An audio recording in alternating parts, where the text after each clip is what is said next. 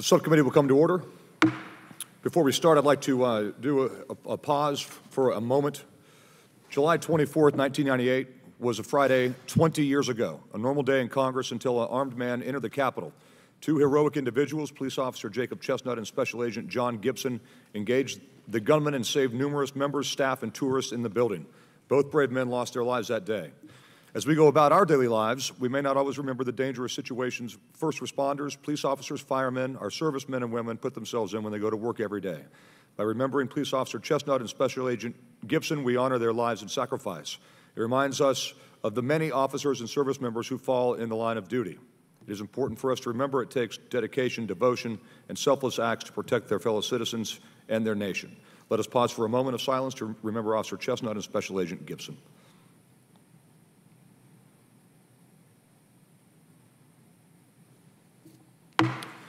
Thank you. Now we'll talk Coast Guard. The subcommittee is meeting today to review how the Coast Guard is integrating their acquisition, manpower, and maintenance plans to align to their mission needs and assure the service has the assets, personnel, and expertise needed to carry out its missions. On June 1st, 2018, Admiral Carl Schultz became the 26th Commandant of the Coast Guard. His guiding principles for the service are ready, relevant, and responsive. He said, quote, "These guiding principles frame my direction and will support the Department of Homeland Security, the Secretary of Defense, and combatant commanders and other national and global maritime interests," end quote. Admiral Schultz and his senior leadership team are in the midst of reviewing the status of the Coast Guard and making changes to align the service with those guiding principles. Today we will hear from two members of that team and look forward to better understanding their perspectives on the status of the Coast Guard. The ongoing recapitalization of the service's cutters was planned 2 decades ago to address mission demands at that time. The world and the demands of the Coast Guard have since changed, and it is critical that the service be ready to respond to the demands of today as well as those that will exist in decades to come. It is also important that the Coast Guard is prepared to manage capability gaps that are occurring and likely to continue to occur as recapitalization continues. The decisions being made today will shape the Coast Guard of the future. The cutters being built today have a planned 30-year service life and will probably serve much longer. And the final OPC in production is projected to be patrolling the seas until 2064. Like Admiral Schultz, Congress wants to ensure the Coast Guard is ready, relevant, and responsive for years to come. In order to do so, we need accurate information from the service to determine whether current plans will provide the capabilities to meet future demands. Even more important than Coast Guard ships and aircraft are the people who operate them. The Coast Guard's active duty workforce is only slightly larger than that of the New York City Police Department and less than 1/4 the size of the next smallest U.S. armed force. Congress has encouraged the Coast Guard to better understand and articulate its workforce needs to meet current and emerging needs. Looking forward, it is likely that the service will need to make tough strategic decisions regarding how Coast Guard personnel are allocated. Even before the advent of a new cybersecurity operating domain, the Coast Guard was struggling to meet its mission's demands. Creating a cybersecurity workforce while also conducting legacy operations poses an additional challenge that must be addressed immediately. In addition to our focus on Coast Guard assets and personnel, this subcommittee has continually pushed the service to improve its shore infrastructure made up of 43,400 assets nationwide. Unfortunately, even after several years of us stressing the need for action, much of that property is in dire need of rebuilding or repair. While Coast Guard leaders consistently stress the importance of investing in shore infrastructure, the budgetary trade-offs being made within the Coast Guard and the administration do not reflect a genuine commitment to address this need.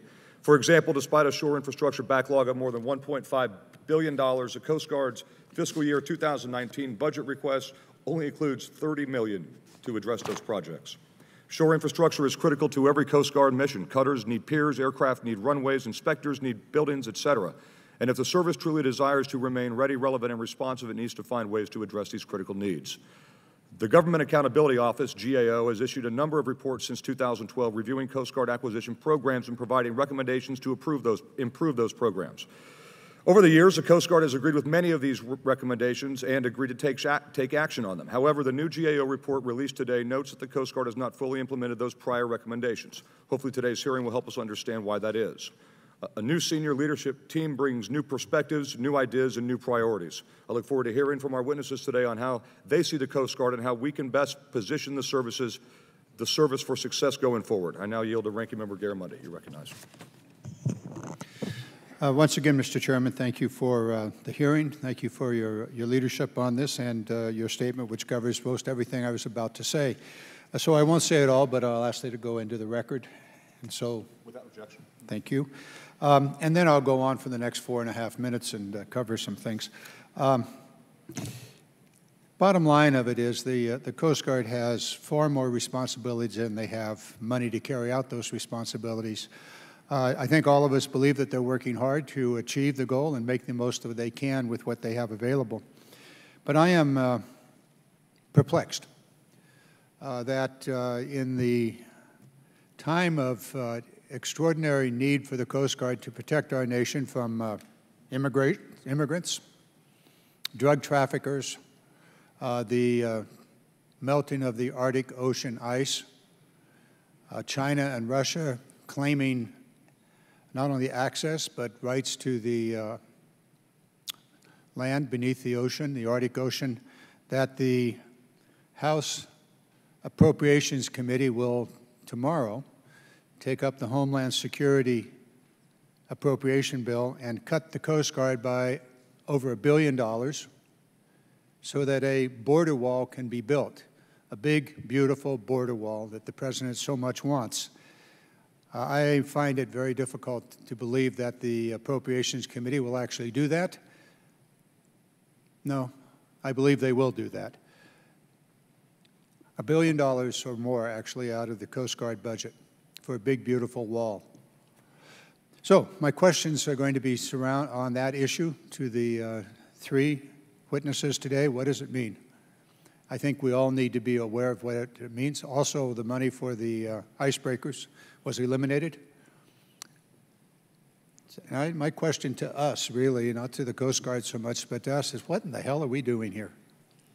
That we're so incorrect in our prioritization of issues. Yeah, we make choices. This is a particularly bad choice being made by the Appropriations Committee. So with that, I'll yield back, and you know where I'm going to go in this hearing. Thank my friend from California. Today we're going to hear from Vice Admiral Michael McAllister, Deputy Commandant for Mission Support of the Coast Guard, Vice Admiral Daniel Abel, Deputy Commandant for Operations of the Coast Guard, and Ms. Mary Mack, Director of Acquisition and Sourcing Management with the GAO. Admiral McAllister, you're recognized to give your statement. Well, good morning, Chairman Hunter, Ranking Member Garamendi, distinguished members of the subcommittee. Thank you for the opportunity to highlight the key role of the Mission Support Enterprise and your continued strong support of the Coast Guard and our people. And I request that our joint written testimony between Admiral Abel and myself be entered into the record. I'm pleased to have the opportunity to testify today alongside Ms. Mack, as well as my colleague, Vice Admiral Abel, to speak to the Coast Guard's activities to achieve readiness in the near term as well as in the future. Abel and I have only been in our new positions a few weeks now, but already our focus areas are becoming clear, and I'd like to share some of those with you today. By way of introduction, Coast Guard Mission Support is responsible for managing Coast Guard assets, ships, aircraft, shore facilities, C4 IT systems, from the day we initiate an acquisition until the day we decommission the asset. But I really want to start off by talking about a more important support mission. We are focused on recruiting, developing, supporting, and retaining the service's most critical asset, our people, to be part of a mission-ready Coast Guard workforce. Attracting the best to our service demands a focus on diversity, and I'm proud to note that this year's entering class at the Coast Guard Academy, who was just sworn in a few weeks ago now, is one of the most diverse ever, with 36% underrepresented minorities and 40% women. And while the Coast Guard has among the highest retention rates of all the military services, we continue to focus on keeping our skilled, high-performing, diverse workforce into the future. We're also committed to ensuring that Coast Guard women and men have the right knowledge and tools to successfully execute our challenging missions. And Admiral Schultz has us focused on enhancing career development, closing gaps in training, and providing the right information technology to enhance performance in the field, among other initiatives. Recapitalization continues to be a Coast Guard priority. With the help of Congress, and particularly this subcommittee, we've made great progress in refining our acquisitions programs to deliver assets on time and on budget. We've seen both acquisition and operations success in national security cutters and fast response cutters. And this week, we'll welcome the 28th fast response cutter to the fleet in a ceremony in Alexandria. The Coast Guard cutter Nathan Bruckenthal, named in honor of a Coast Guard enlisted member who was killed in the line of duty while carrying out critical maritime security duties during the Iraq War. We're on track to award a contract for small unmanned aircraft system capability for the National Security Cutter fleet this fiscal year. We expect to begin production of the first offshore patrol cutter later this year, and we're well poised to award the detailed design and construction contract in our heavy polar icebreaker program in fiscal year 19. And we are continuing activities to recapitalize the inland waterways fleet.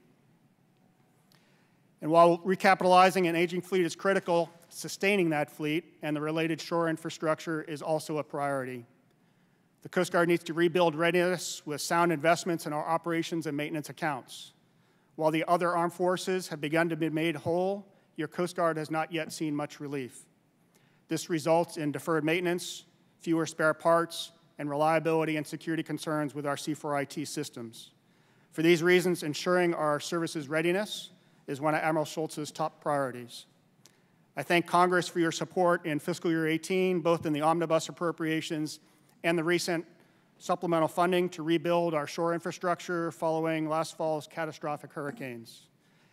Admiral Abel and I took the opportunity just last week to visit some of our most impacted units in Puerto Rico and the Virgin Islands. We have amazingly resilient Coast Guard members there who, despite the impacts of the storms on their homes and their communities, are focused on rapidly restoring full Coast Guard mission capability. Our commitment is to ensure that we take care of our people both in the near and long term while we wisely rebuild with a focus on resiliency.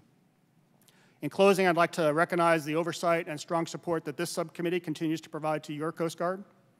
Today, together it is our people and our assets that allow the Coast Guard, as our Commandant Admiral Schultz says, and Chairman, as you noted before, to be ready, relevant, and responsive to our nation's needs.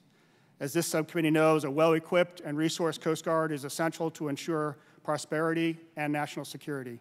Thank you very much for the opportunity to testify, and I look forward to your questions, sir. Thank you, Admiral McAllister. Admiral Abel, you're recognized. Good morning, Chairman Hunter, Ranking Member Garamendi, distinguished members of the subcommittee. I thank you for the opportunity to testify on the U.S. Coast Guard mission balance and allocation of operational resources. I'm pleased to appear alongside Ms. Mack, the Government Accountability Office, and Vice Admiral McAllister, my shipmate, who does mission support.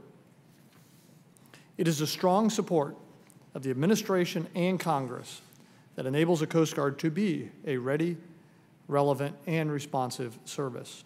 Today's Coast Guard broad authorities and complementary capabilities align with national security, marine safety, as well as economic prosperity priorities like no other military service or federal agency. On a daily basis, we balance our assets and crews across these national priorities, ensuring a strong and valuable $4.6 trillion maritime transportation system.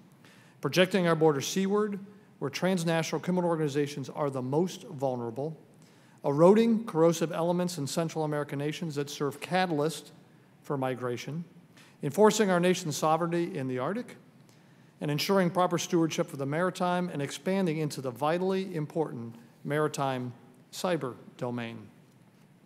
The Coast Guard service objective is to balance missions so that limited resources are optimized and applied to the highest risks and threats. We confront and mitigate these risks and threats by leveraging a force package that incorporates intelligence, maritime patrol aircraft, advanced cutters, airborne use of force helicopters, over-the-horizon boats, and most importantly, highly trained Coast Guard women and men.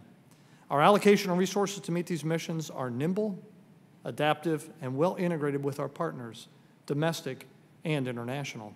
Whether we are targeting illicit traffickers or responding to a large-scale natural disaster, the Coast Guard prides itself on applying its limited resources to the areas of highest risk. As you are aware, 2017 was a noteworthy year for your Coast Guard. During Hurricanes Harvey, Irma, and Maria, Coast Guard women and men in helicopters, boats, cutters, vehicles, and on foot rescued 11,300 people and over 1,500 pets. During Hurricane Harvey, Coast Guard helicopter crews started rescuing people around noon off of Corpus Christi, Texas, even before Hurricane Harvey had made landfall. For every one of these disasters, Coast Guard crews, active duty, reserve, auxiliary, and civilians, typically are the first federal responders to re-enter an impacted area to make rescues, assess damage, and to begin the recovery process. And they apply our cultural focus on scene initiative and a bias for action. As for context, in an average year, the Coast Guard saves about 3,600 lives. The Coast Guard tripled that number in Harvey alone. In addition to search and rescue operations, the Coast Guard continued to deploy forces to impacted regions to restore ports and waterways, respond to pollution, provide security and additional law enforcement throughout the region, and protection of offshore petrochemical platforms. Within 5 weeks of Hurricane Harvey and Maria, which had affected over 2,500 miles of coastline, the Coast Guard had responded to 1,200 aids to navigation discrepancies necessary to provide the relief of supplies and restore commerce, handled 290 pollution cases, targeted over 3,600 vessels aground, removing over 1,600 of them. And Coast Guard damage and recovery assistance teams were on scene within hours, determining port status, leveraging technology, including the deployment of electronic aids to navigation to reopen the ports. Additionally, the Coast Guard excelled in our day-to-day mission. We interdicted more cocaine at sea in 2017 than all other law enforcement agencies combined.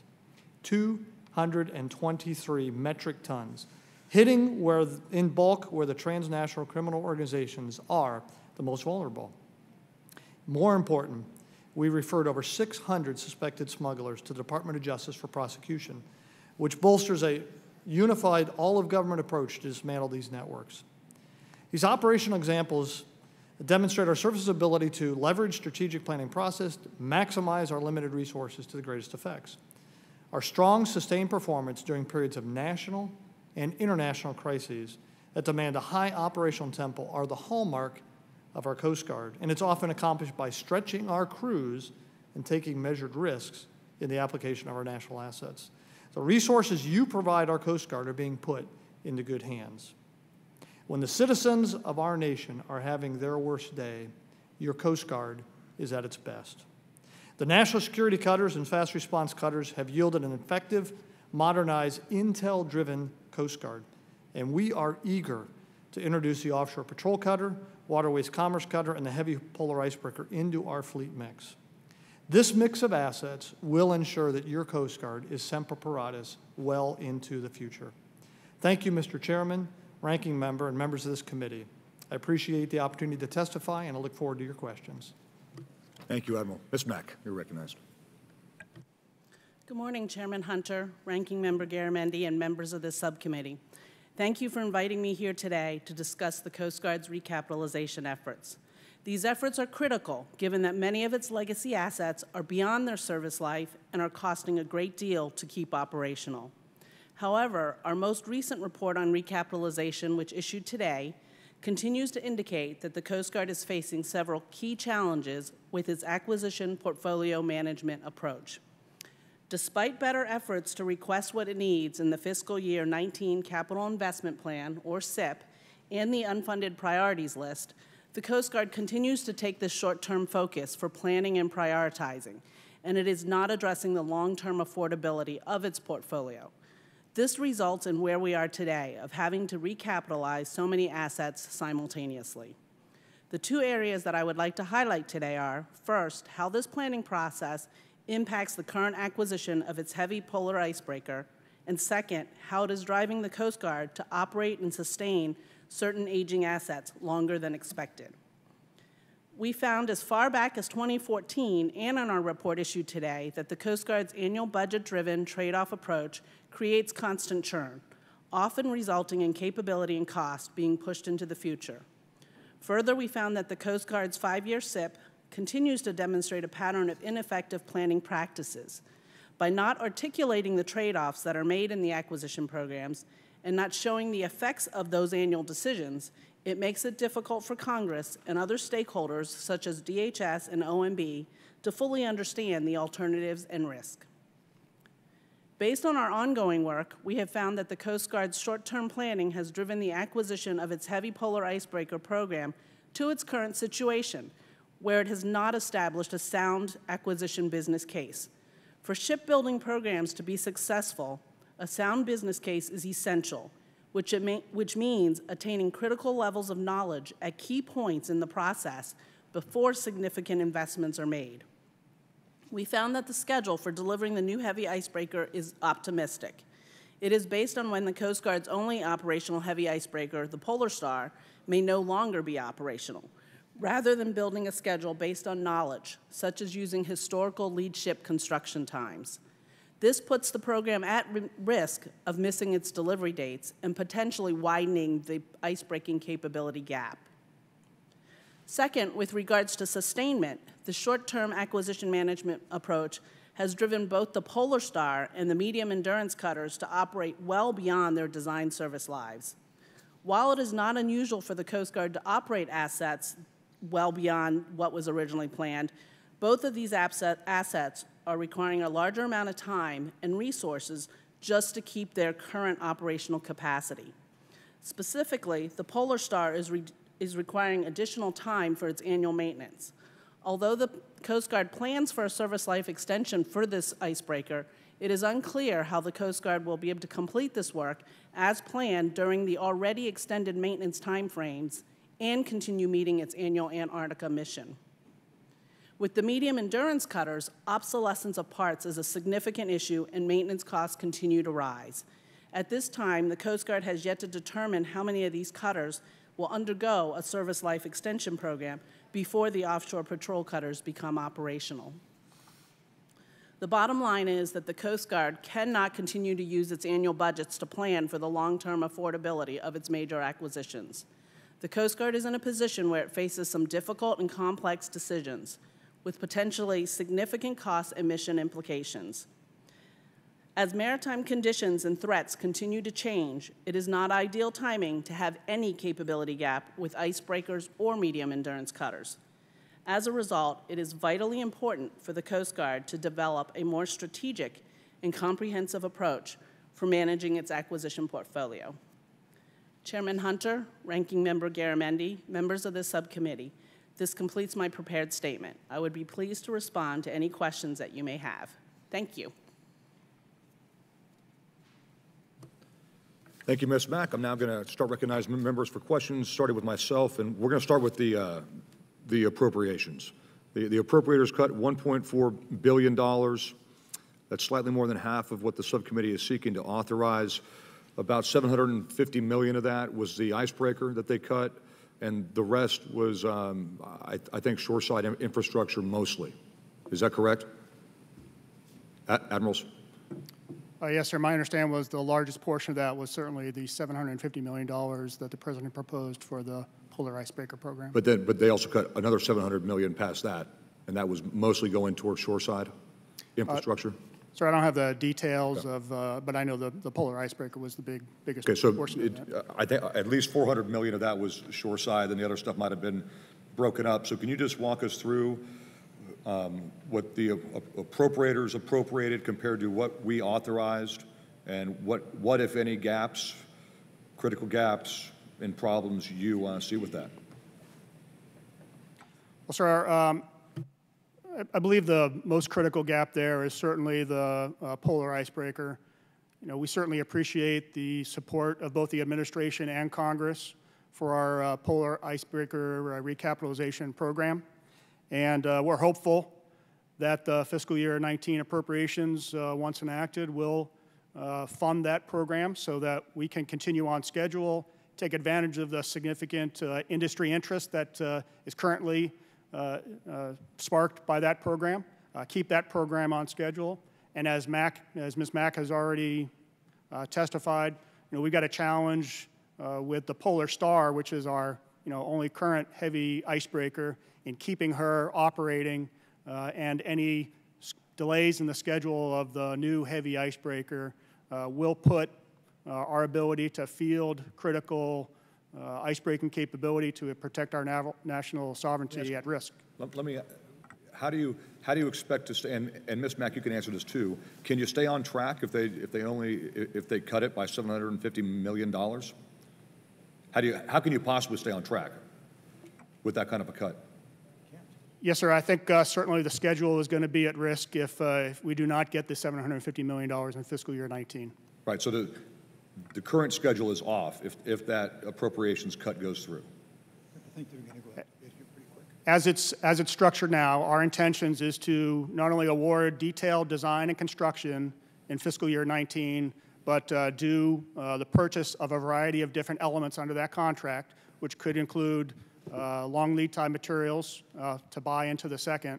We're not going to be able to do that without that $750 million in fiscal year 19, sir. Okay, thank you. Ms. Mack, do you concur?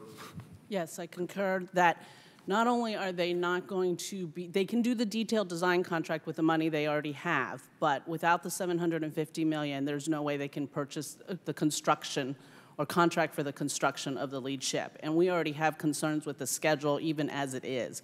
The Coast Guard did not buffer any time frames in the schedule other than the 6 months between the target date and then the baseline date of when the lead ship should be delivered. There's a number of issues that usually happen in contracts when you for major acquisitions, such as funding delays, equipment deliveries, rework based on testing. None of that is incorporated in their schedule baseline. So our concern is that the schedule is already very, very optimistic, assuming we already got the Coast Guard will receive that money. Mr. Chairman, as the operator, I would add, too, that like Admiral McAllister said, there's no wiggle room here. You know, our plans on the high latitudes, north and south, are you know, modernized governance, domain awareness, what's going on in partnerships. You can't do any of that if you can't show up. We have no buddy system with the heavy icebreakers. And as the Polar Star gets older and older and older, she's more at risk. If something were to happen to her when she's at the high latitude, there's nothing with a U.S. flag that can come rescue her. So not only do we need the Polar replacement quickly, but limping along, the Polar Star continues to put the Coast Guard at risk. Thank you. I have time for one more quick question here. Going through the end of service lives from the medium endurance cutters compared to when the OPC comes online, in the best case scenarios, there's still 4 or 5 year gaps. If you look at the from 2028, 2029 to 2034. And that's if the service life extensions go 15 years on the MECs, right? Not 5 or 10, but they all last for 15. You have a best case scenario at the end of 5 years and a best case scenario of a year is the smallest amount. So that's my question. How do we wait to fix that till it becomes more pressing, or are we fixing it now, or what's the plan, or is it so far off we're just waiting? And then my second question is, going through the cutter capability gaps, based off, and I could give you this if you need to see it, but I'll try to explain it. This includes every vessel, including the NSCs, OPCs, FRCs, WHECs, the medium endurance, et cetera. The legacy operational baseline is 20,000 hours roughly over the current operational capability. And the planned operational capability is way above the legacy baseline that we're not meeting right now. Does that make sense? That also goes for the MECHCs, NSCs, and just the OPCs. You have a gap right now that is 13,000, roughly 14,000 hours under the legacy baseline, and a planned operational capability that is also lower than the old legacy baseline. So could you just elaborate on those two things? Sir, I can certainly field the question on the medium endurance cutter life expectancy and our plans to extend that. And then I think Admiral Abel might have some additional information that he can share with you on the kind of total capacity of the system. So our 210-foot cutters, which average about 50 years old, we do not plan on doing a service life extension program for those. Those will be the first that are decommissioned, and I believe in the chart they show the last of those decommissioned in 2029 to 2030. We do intend to do a service life extension program on the 270-foot medium endurance class cutters. Those are between 27 and 35 years old. We'll do some condition-based assessments to determine which ones are the most likely to be able to continue service, as you indicate, well into the 2030s. And we've asked for money to plan that service life extension. That'll add about 10 years to those cutters.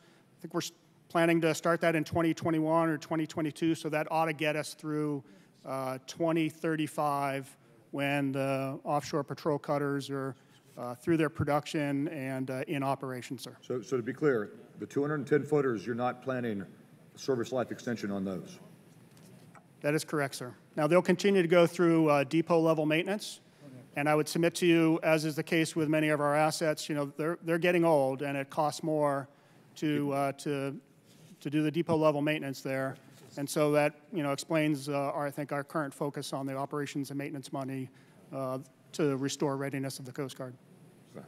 Thank you. Admiral Abel. Mr. Chairman, on the capability side, to echo what Mike said, you know, many of these medium endurance cutters share the birth year with us, which is pretty old, candidly.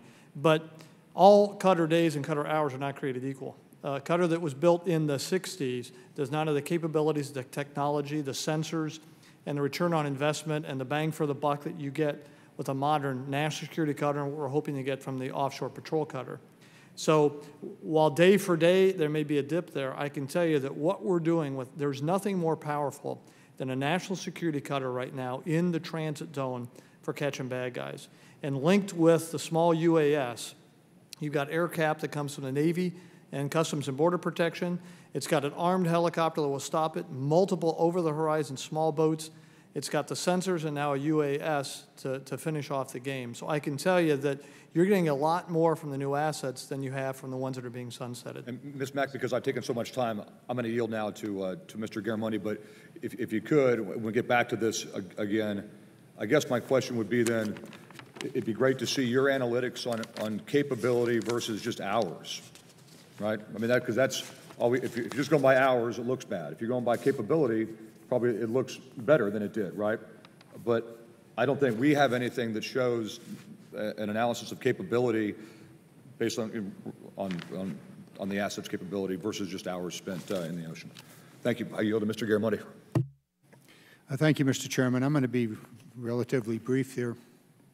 I've already talked about the Appropriations Committee and the work, the damage that they are doing to the Coast Guard budget. It looks to be over $1 billion, maybe $1.2 billion, $1.4 billion. It is not clear if the Appropriations Committee intends to specify where those cuts are, for example, the icebreakers, or the offshore patrol cutters, or shore maintenance and the like.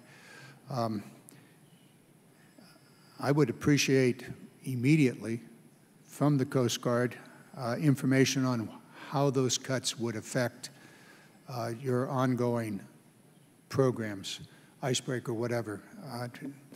We intend to have a grand fight here with the Appropriations Committee. It would be helpful. I'm often reminded that we can authorize, but we don't have the money. And at some point, we're going to have a brawl with the Appropriations Committee, particularly when they intend to beef up border walls and diminish the Coast Guard and other activities. So if you could provide that, that would be very helpful to us. I'm not going to go further into the Arctic issue. I see Mr. Larson's here, and he rightfully claims the Arctic issue to himself, since he's been at it some 16 years. But I'll let him pick that up. The other issue that I'd like, and the chairman once again went into a lot of the details about the operations, if you could also supply us with information on the shore facilities, the $700 million that was available for shore facilities, where that money is being spent, and what remains to be done after that money has been used to upgrade certain shore facilities. I know we went at this last time around. I'm going to let it go at that. It's information we receive. I don't know if you have it with you today, then go ahead. Otherwise, deliver it immediately. If you don't have it, then just say so, and we'll go from there. Well, Congressman, I don't have all the details, but of course we'd be pleased to provide that for the record. I assume that you're speaking of the hurricane supplemental funds, the $719 million that Coast Guard has already started spending to repair many of our facilities. And we're putting together the more detailed plans for those facilities that are beyond repair that we will rebuild to a higher level of resiliency. I would offer to you that the facilities that the Coast Guard has rebuilt over the past 4 or 5 years weathered those storms well. And so I think we can get this one right, and we appreciate your focus not only on infrastructure that was damaged, through these hurricanes, but infrastructure writ large, and the people, Coast Guard women and men that need to work out of those facilities. That's where every mission that we operate, that we do, starts and ends. Congressman, I'll also say that in the trip we had last week, we're mindful of the fact that the money you provided some Band-Aids to get the folks back in the fight to immediately make mission. Then we're going to do some suturing, to continue the analogy here, to get us through the next couple years. Then eventually there's some permanent fixes, like Admiral McAllister mentioned, with hurricane resistance, new construction that's going to take time. But we're mindful of the fact that these folks need to make mission, their families need to have a place to live and work, and we're going to make sure that we do right by the folks in the near term, as well as looking out over the horizon for resilient facilities that will last for the next storm and the storm after that. Ms. Mack, any comment on this? Have you done an analysis? Have you been following it? If so, what do we need to know? With regards to the medium endurance cutters, I will say that they have been operating at higher operational tempo than what was intended. So therefore, there's going to be consequences because they are not doing all the planned depot maintenance that they usually have scheduled, and that usually, in a matter of time, could lead to a catastrophic failure. In terms of whether these decommissioning dates in the capital investments are realistic, I don't have any basis to make that call. But I will say even the Coast Guard themselves, their own studies have indicated, their own assessments have indicated both the 210s and 270s are not in really good condition. For instance, the 210, they rated 5 out of their 14 for high risk for sustainability. For the 270s, for mission effectiveness, they're going to continue to degrade because in their own reports in 2015 on material condition assessment, said that they are nearly continuously replacing the older subsystems. So in the long term, it's just a matter of time before those ships have some failures. So a powerful argument to get on with the recapitalization of the ships. Fair enough. The C-27Js, the gift that keeps on taking, what's the status of them, the modernization of it? So forth. The Navy Minotaur systems. So where are we with the C-27J aircraft? So, Congressman, a couple of items of good news. We were able to award the last of 5 contracts to build our parts inventory. As you know, that was critical to restoring the reliability, particularly of the aircraft out in Air Station Sacramento. And so we've ordered about 80% of the parts that we need for Sacramento, about 60% fleet-wide, but the rest of the aircraft are not yet missionized or at an active air station. With respect to the Minotaur system, we've got the first prototype fielded, and so we're assessing the usefulness of that system. It's a DoD based system that is also carried by CBP, so I think there's a good news story there in terms of interoperability both with DHS and DoD. We're confident that that system will be really valuable to us in the future. And in the meantime, again, to ensure that Air Station Sacramento has the capability it needs, we're putting interim operational capability on board that has the EO/IR system and the communication system, the SATCOM, so that we can missionize those in a more rapid sense while we're waiting for the Minotaur system to be fully tested and deployed to the C-27 fleet. From an operational perspective, missionizing, it can't be overstated the importance there. I mean, the value of this platform, in addition to being able to carry cargo, really is the fact it's a sensor. And as Admiral McAllister mentioned, the fact that it's a like system with Customs and Border Protection that does a lot of the high cap in the transit zone and the source zones down in the East Pac and the Caribbean, as well as the fact it plugs and plays with the Navy and DoD system is really going to be huge for the Coast Guard, and it'll be a like system, and all of our fixed-wing aircraft will have Minotaur. Thank you. Finally, back to the maintenance backlog. I think the committee would appreciate a detailed schedule of the maintenance programs going forward. How are you going to spend the $700 million, what remains to be done for those particular facilities that were damaged, and then the other facilities out ahead of you. I know some of this has been presented in the past. An update would be appreciated. With that, I yield back. Thank the gentleman. The gentleman from Louisiana is recognized. Mr. Graves. Thank you, Mr. Chairman. Admirals, just at 100,000-foot level, you listened to some of the discussion that's been occurring over the last several minutes. You've got some major challenges with medium endurance cutters and SLEP and their service life, and when the OPC comes online, you've got major problems with your acquisition strategy for heavy icebreakers. Can you just help me understand 100,000-foot level how we're going to address these problems over the long term? I don't understand how this strategy is compatible with the Coast Guard's mission, with your desire to increase manpower, to try and sustain some of the incredible capabilities that you are now charged with maintaining. It just seems like we're headed off a cliff. Congressman, thanks very much for the question. You know, I look at our overall service readiness in kind of three buckets. The first is people, and as I mentioned earlier, Admiral Schultz has us focused on trying to support our people better with better training, better tools. The second is sustainment of assets that we already have, and we've talked about the shortage of operations and maintenance money to be able to keep assets running long enough for us to properly replace them through the third bucket, which is really our acquisitions programs. While we've made great strides there, as you know, there's a lot more left to do. As Ms. Mack said, I think I wrote it down, these are difficult and complex decisions for us, but each of those buckets requires some level of focus and some balance, and that's what we're trying to achieve in the Coast Guard to be able to meet mission needs.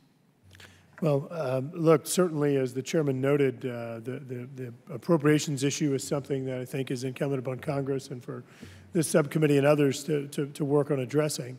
But even under your own budget request, it's difficult to see how you achieve some of the objectives that you have outlined in the out years. Very concerning. Perhaps digging in on that a little bit more, Ms. Mack noted that the Coast Guard fails to establish a sound business case for some acquisition programs, including Icebreaker. How would you respond to that?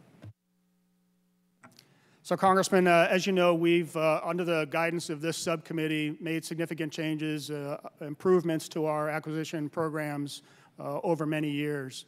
And, you know, GAO has been an excellent partner in helping us to continue to refine those processes, and the issues that Ms. Mack notes, we've taken to heart, and so for many of the things that she and her folks have recommended, we're taking for action. I don't think that in any way diminishes our confidence, nor the confidence that I hope that you have in us in being able to deliver the right assets for our people, affordable assets on time and on budget, and we'll continue to focus on doing that.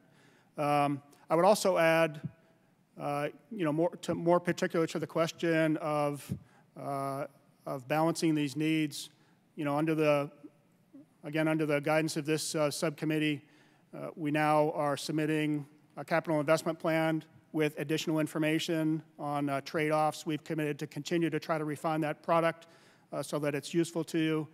And you've asked for, and we now have given you, I think, a couple of years' worth of unfunded priority lists, and that helps us to reveal to you the trade-off decisions that we've have had to make in the process of fitting all of this work into budget guidance. And Congressman, I would say also your question is how do we make it work? From an operational perspective, we have to try to maximize the resources we do have to the highest risks. And sometimes that does require taking risk in other areas. A good example would be maritime safety and security teams typically focus on national security events, but they can deploy down to a hurricane because we don't have forces in garrison. Who responds when the Coast Guard needs to surge? Either we take it from operational missions or we take it from some special use MSSTs, MSRTs. They flow in there, and they're the extra capacity we have. But that accepts a little risk of what the MSST or MSRT would be doing normally. So we try to move the chess pieces around as the nation needs them to the optimal impact and make sure we're managing the risk for the nation. But yes or no, Admiral, would you concur that that's unsustainable looking at your out years? We're going to be challenged, absolutely. And let me just grab my time back. One more question. The transportation worker identification credential, the TWIC cards, you have a rule that's supposed to be going in place next month, I believe.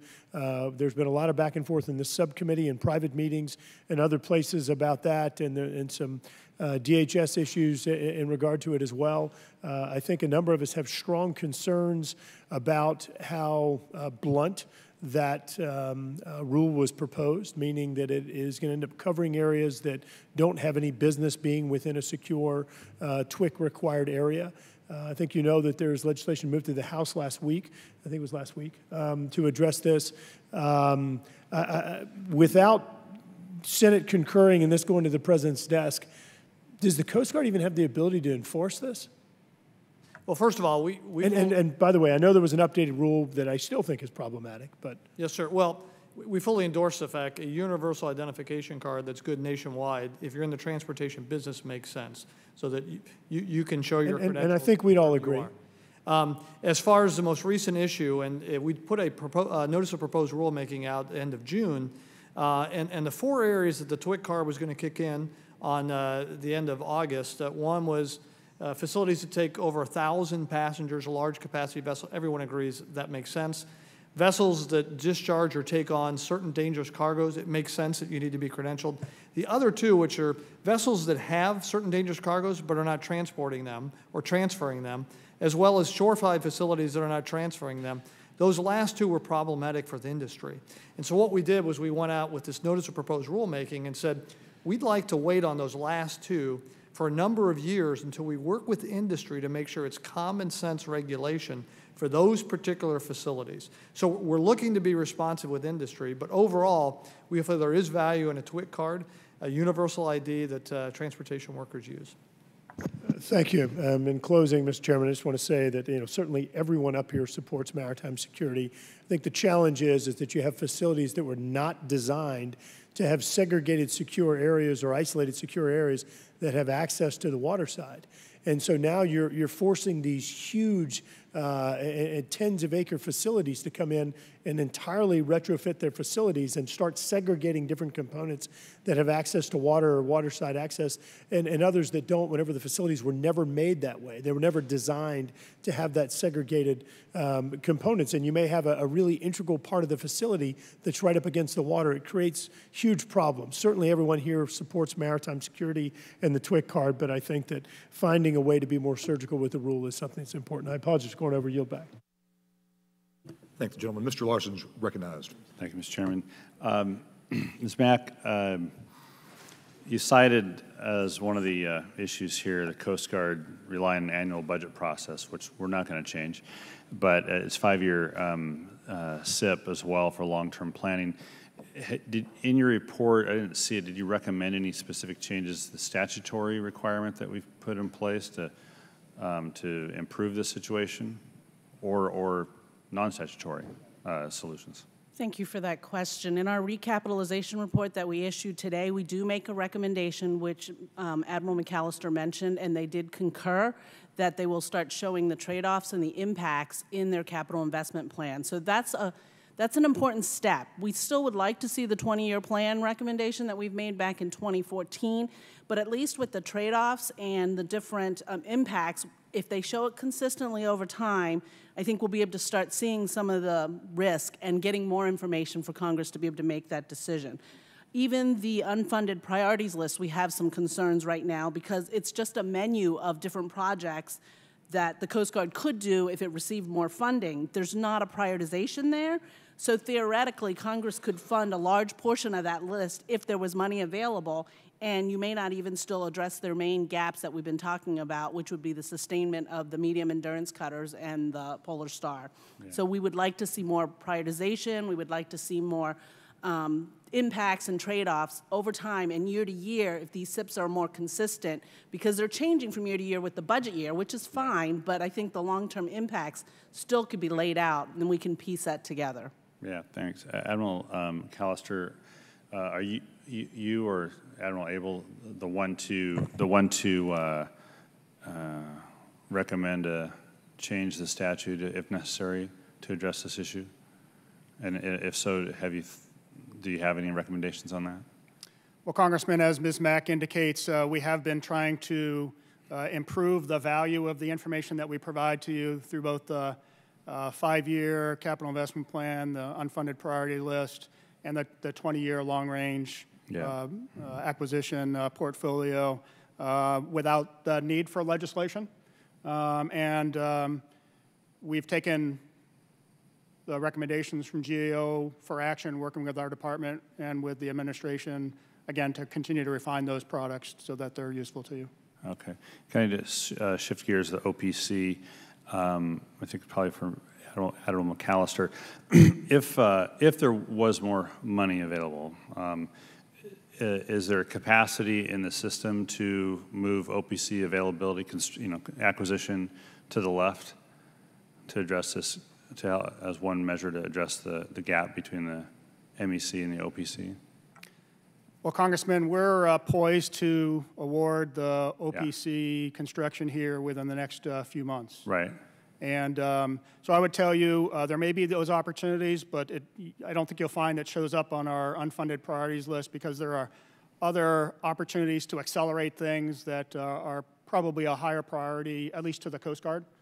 And so, I couldn't necessarily give you the details here, but I'd be happy to assess that and provide it for the record. Could you do that? But if you could do that, that'd be great. But what I hear you saying is that the service life extension for MEC is a better approach to take rather than constructing additional OPCs if the money was available.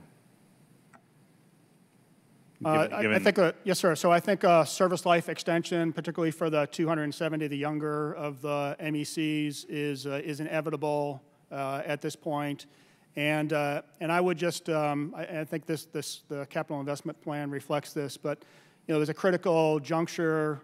I believe it's at hulls 3 and 4 or 4 and 5 in the OPC contract where we go from 1 a year to 2 a year per year. And I think that's critical to ensuring that we minimize the risk in trying to extend the life of these 210s and 270s. Yeah, thanks. As well for Admiral McAllister on OPCs, the selection criteria the Coast Guard's using for home porting offshore patrol cutters, can you cover those? And I will say I obviously have a bias here, but just wanted to get directly from you all. Sir, if you don't mind, that process is actually run by our operations division as an operational requirement. Congressman, thanks for that question. I think you know that we've committed the first 4 offshore patrol cutters. 2 will go to Kodiak and 2 will go to LAOB. As far as looking beyond there, we only have a 5-part test. Number 1 is logistics. Clustering ships is efficient as far as shoreside detachments, sparing equipment that you need. Second one is operations. Is it close to where the ship's going to do its work so you reduce the transit time and you get more return on investment for end-of-way time? Next one is port and port facilities. Are you going to have to dredge, build pier face, all the things that you need? Vitally important, too, is the people.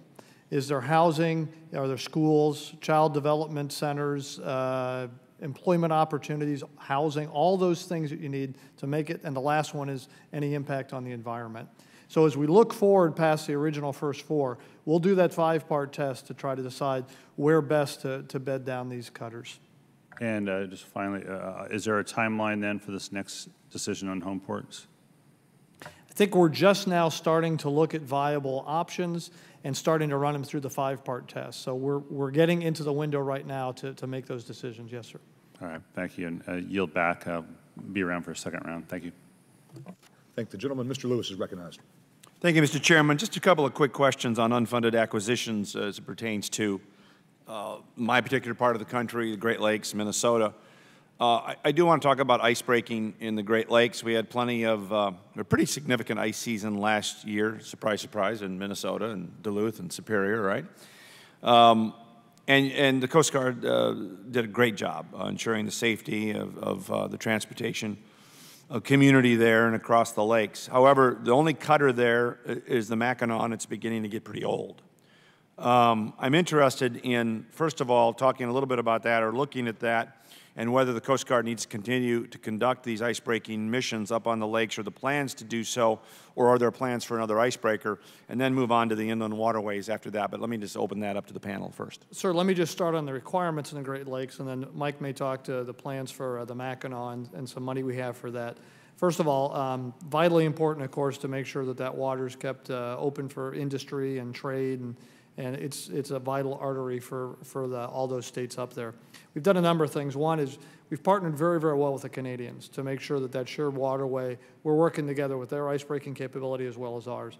Also, the 140-foot, the smaller icebreakers that are distributed around the coast there, vitally important. We're making a huge investment in the service life extension of those. Very innovative ships that have a bubbler that pushes forced air out the hull to help it slide up.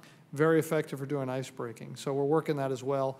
And we're also looking at the future requirements as far as what it could take going forward. I'll defer to Admiral McAllister on the plans for the Mackinac.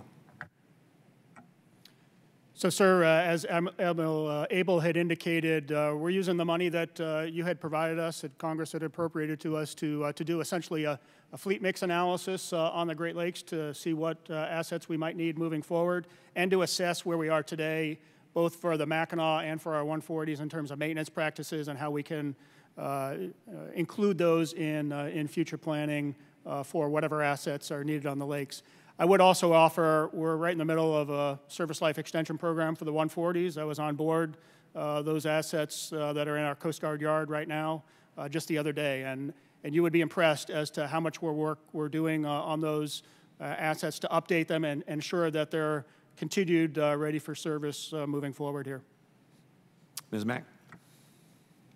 We did not include looking at the Mackinac for that kind of icebreaker in our recapitalization work, but I will say it is, again, since it's undergoing a SLEP, it's the same funding that is used for all of these other service life extension programs, as well as their major acquisition programs that we've been talking about. So like the medium endurance cutters, the icebreakers, it goes back to this bow wave of acquisition programs that aren't funded fully to be able to replace them. In the FY19 budget, you're talking about there's not enough acquisition funding. In the long term. Okay. Let me talk quickly about inland waterways a little bit. The eastern part of my district is the Mississippi out of the Twin Cities, and maintaining, I should say, those inland waterways are absolutely critical to the free flow of commerce. It's a huge piece of our commercial endeavors in the upper Midwest. So some of the oldest vessels in active government service are in those inland waterways. What is our update on recapitalization of those vessels? So, Congressman, as you had mentioned, those assets are critical not only to the western rivers, but to a variety of other areas. As an example, during the hurricane, we surged assets to the Port of Houston to open it as rapidly as we could. So I appreciate your recognition of the importance of those. We're actually doing the alternatives analysis right now for establishing a waterways commerce cutter to replace up to 35 existing vessels. That alternatives analysis, we're engaging with the Army Corps of Engineers, who runs similar vessels through their Maritime Design Center. We have gone out with some requests for information to the industry to understand the state of the market, shipyard capabilities, and so we're in that process of identifying the best way to move forward on that acquisition. Anyone else? That's good. All right, thank you. I yield back. Thank you, gentlemen. We're now in our second round of questioning. Mr. Larson is recognized. Now get to icebreakers. Can you enlighten me about the current planning on connecting the shore infrastructure with the people, with the icebreaker plan, especially when with the focus on the Arctic? It's obviously we've been agitating and advocating for icebreaker construction, but the shore infrastructure, having the people in order to support efforts in the Arctic are critical as well. So I think it's important to hear that, as well as can you tell us where in the budget that exists, if it exists at all right now? Well, Admiral McAllister mentioned when it comes to the home porting decision that kind of lives in the operator's lane, but it balances a bunch of decisions as far as sustainment of the people, logistics. Does it make sense from an engineering and a port standpoint? As you know, Congressman, these are large vessels that go long distances for long times. Yeah. So obviously, seeking a port that's a little bit closer, when you're talking you're gone for 6 months, there may be advantages to being a little further away from the operating area, but that makes sense if it's better for logistics and the port can support it as well. We have not gotten far enough along in the polar acquisition to even talk about where it would be home ported. So I'll leave it to Admiral McAllister to talk about how typically when that happens, Massey, which is the money we use, how that's applied to the shore side of the vessel when it shows up. Yeah. So the Massey that Admiral Abel referred to as our major acquisitions system infrastructure account, and that's where we ask for the piers, the maintenance facilities. In the case of aviation, it might include hangars, the training facilities. And so that'll be part of our 5-year capital investment plan. Occasionally, you will find those items on our unfunded priorities list if we can't fit it within the budget constraints that we have. But we, as Admiral Abel had indicated, we have not yet laid those into our plan for the polar icebreakers because we haven't yet quite got to that point in the development of the ship itself that it's warranted. So when is that, how long is that time lag then? Will it be a 5 years out, 6 years out, depending on the delivery of the first? Yes, sir. So it's typically 4 to 5 years out, depending on the scope of the infrastructure needs. So this is the time that we would start putting that, and that you would start being reflected in the capital investment plan. So we appreciate your question, and that's part of our current workload. Congressman, I would also say the Coast Guard's also looking, as we make individual decisions on where fast response cutters go, offshore patrol cutters go, the new icebreakers, there's a compounding effect, and we may end up with a megaport that we go, how did we get here? Because we're making individual decisions. So the Commandant has asked us to take a holistic picture and say, if you were to fast forward out 10 or 15 years, does it make sense where there's a large presence of Coast Guard and Coast Guard families, and does it make sense as far as the logistics, support, and the way that we maintain all the shore infrastructure? So we're doing a heat map, which basically is looking at potentials to make sure it's a deliberate evolution, and as we work all these acquisitions in parallel, it makes sense and it's logical and deliberate where we put the cutters, and we'll all be proud of the fact of where we put them 10, 15 years from now. Yeah. And then finally, UAS and counter UAS. Obviously, I'm on the Aviation Subcommittee, therefore we've got some interest in the DHS and DOJ requests to get authorities similar to what DOD has, but also with a concern that FAA is supposed to be regulating the airspace, and we don't want to nickel and dime slice up the airspace in such a way that we're giving other agencies the ability to do things that then interfere with what you might say legacy users of the airspace, including general aviation. How is Coast Guard thinking through that as you were part of the DHS's request to get counter-UAS authorities? Well, first of all, the Coast Guard is getting big into using unmanned aerial systems. We mentioned Stratton twice has deployed. We've gotten about 400 hours on those assets. We've ended up with 9 intercepts and actually caught about 7,000 pounds of narcotics through that. That's the small system, and last month we've awarded a contract. We're taking a lead from the Navy. Contractor-owned, contractor-operated, candidly puts a risk on the contractor without us buying a 50-year asset. So that's the goal that we're going with as far as the approach to fielding that. Large UASs, real quick, the MQ-12. I'm sorry, I want to be clear that I'm talking about the counter-UAS. Counter-UAS. Yeah. Yes, sir. We're familiar with that. Recently, we've gotten some authority to protect some Coast Guard facilities with the same authorities of some other high-valued assets in the nation. Some of our cutters over in the Persian Gulf, the 6-110s, at the classified level have some capabilities that I can certainly share with you if you'd like at a classified venue. That'd be great, but if maybe including in that, and I'll yield back in a moment, including in that your counter-UAS, your force protection here in CONUS. Yes, sir. We're looking at whether that particular system would be adaptable in a large metropolitan area where there's other things you have to worry about than over working for a central command in the war zone. Great. Well, I look forward to hearing back from you on that. Thank you. Thank you, Mr. Chairman. I yield back. Thank the gentleman. I've got one last question here. You did your modernization.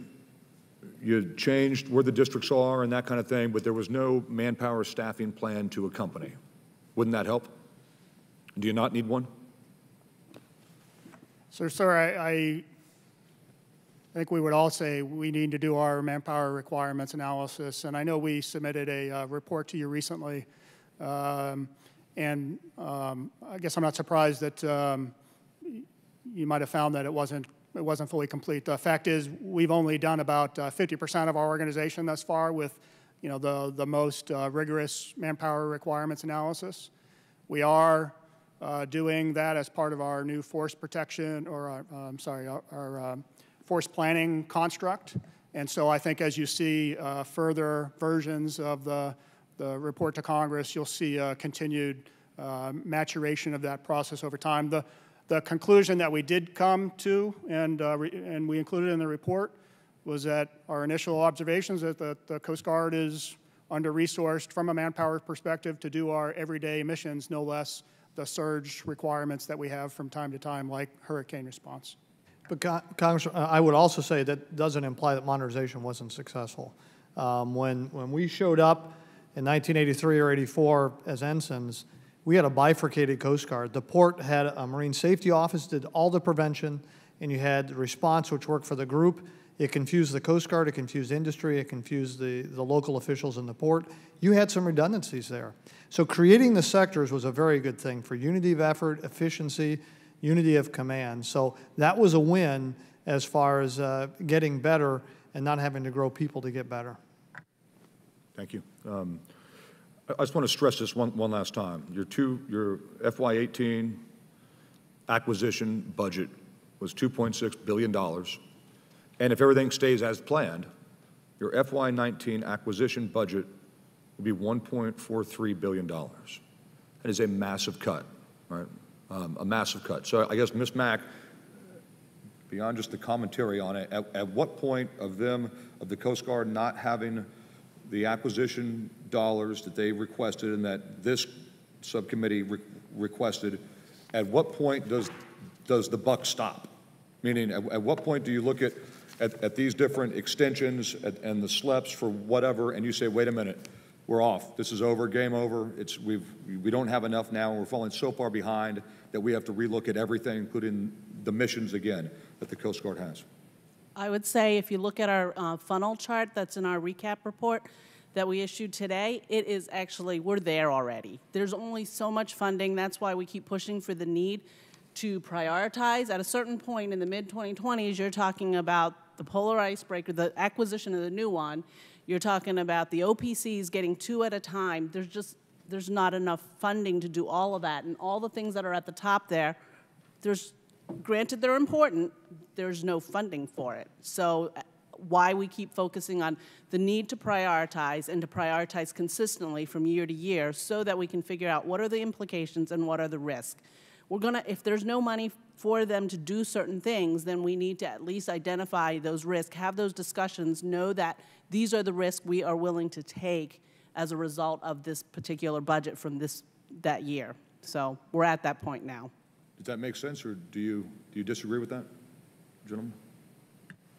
Well, from a capabilities standpoint, I think Ms. Mack's absolutely right. We're trying to limp some assets along, older assets that are expensive, that bring near-term capability while we wait for some assets.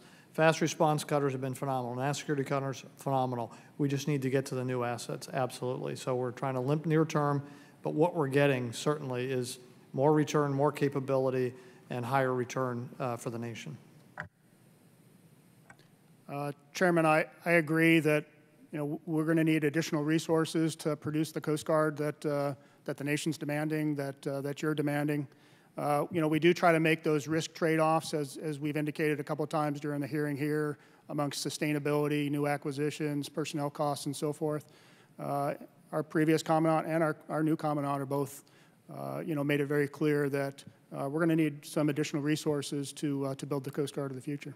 Do you sense any mixed signals? I mean, the President of the United States, your Commander-in-Chief, our Commander-in-Chief, has stressed border security, interdiction of immigrants, interdiction of drugs, and not just border security, but homeland security.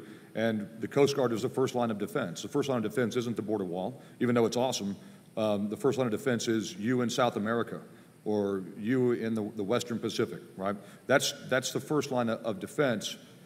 So when you see your budget cut by over $1 billion out of a small acquisition budget to begin with, how do you match that up with what the President says that he needs the Coast Guard to do and what's important for him and the country?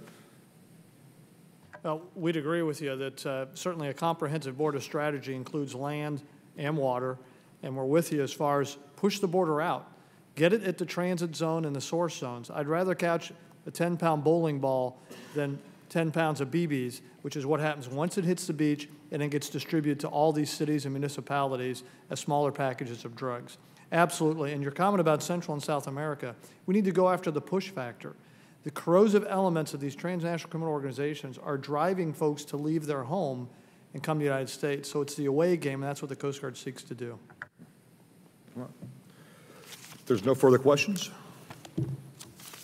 I thank the witnesses for their testimony and members for participation. The subcommittee stands adjourned. Thank you.